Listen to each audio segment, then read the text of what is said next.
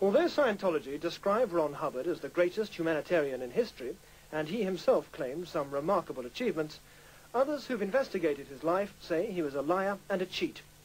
For example, Hubbard claimed he was a nuclear physicist. In fact, he took only a short course in physics and failed. Hubbard claimed he was crippled and blinded in World War II. In fact, he was never even slightly wounded. He also claimed he was a war hero, winning 21 medals. In fact, he got only 4 routine declarations in the US Navy, and none of them for heroism or combat. 3 remarkable claims by Scientology's founder that researchers say don't stand up to scrutiny. The author Russell Miller has just completed a biography on Hubbard, contrasting the claims and the facts. He's called it Bare-Faced Messiah. The church, as I'm sure you know, say that Hubbard was a much decorated war hero, that he was the first casualty, he was flown home from the front in the Secretary of State's plane, that he was an intelligence officer involved in covert operations, was much wounded, much decorated, etc., etc. None of these claims are true, none.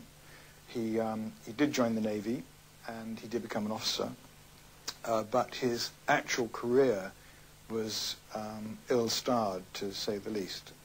In one area, Hubbard did perform extremely well. He made huge sums of money. Money was an obsession. In 1948, he said the best way to make $1 million was to start one's own religion. 2 years later, he founded Scientology. And in a directive to his followers, he confirmed his priorities. Make money.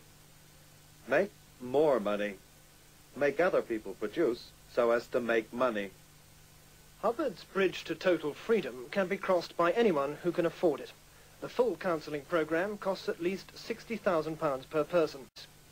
In the past, huge amounts of cash were siphoned off by Hubbard for his personal use. Some went into Swiss bank accounts, though Hubbard was reluctant to admit it. I don't have Swiss bank accounts. There is a bank account in Switzerland. I don't know how much money is in it, but not very much. In fact, Hubbard siphoned off millions of dollars for his personal accounts via a front company registered in Liberia. On his behalf, the money was then distributed to secret accounts in Liechtenstein and Luxembourg. Former aides have testified that Hubbard took tens of millions of dollars out of Scientology. The elite corps of Scientologists at St. Hill dress in naval uniform, a custom stemming from Hubbard's Navy career. As Hubbard on his ocean-going yacht saw it, ordinary members were to obey instructions without question, for their own good. When somebody enrolls, consider he or she has joined up for the duration of the universe. Never permit an open-minded approach. When Mrs. Pattycake comes to us to be taught, turn that wandering doubt into a fixed, dedicated glare, and she'll win, and we'll all win. But to Hubbard's mind, the worst offence of all was to quit the ranks and then indulge in open criticism. For such defectors, and indeed for any critics, he had a special venom. The law can be used very easily to harass, and enough harassment on somebody will generally be sufficient to cause his professional decease. If possible, of course, ruin him utterly. In another directive, Hubbard orders cult members to stamp out opposition by discrediting and destroying the critic's reputation. He tells them, 1. Spot who is attacking us. 2. Start investigating them promptly for felonies or worse.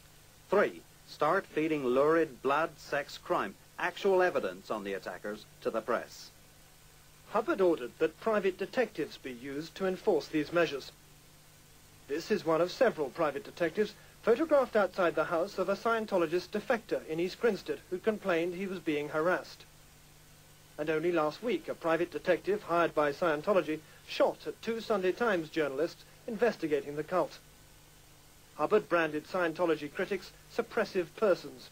He said they were fair game, and therefore Maybe deprived of property or injured by any means by any Scientologist without any discipline of the Scientologist. Maybe tricked, sued or lied to, or destroyed. One man declared a suppressive person was Marcus Allen. He was chairman of the trustees of Greenfield School near East Grinstead. Though the school says it's independent, it's run by Scientologists. It boasts charitable status in the prospectus. This means substantial cash benefits through tax relief. I was being asked to spy on my friends, which I found extremely distasteful, and from an organization which calls itself a church, I found this almost unbelievable.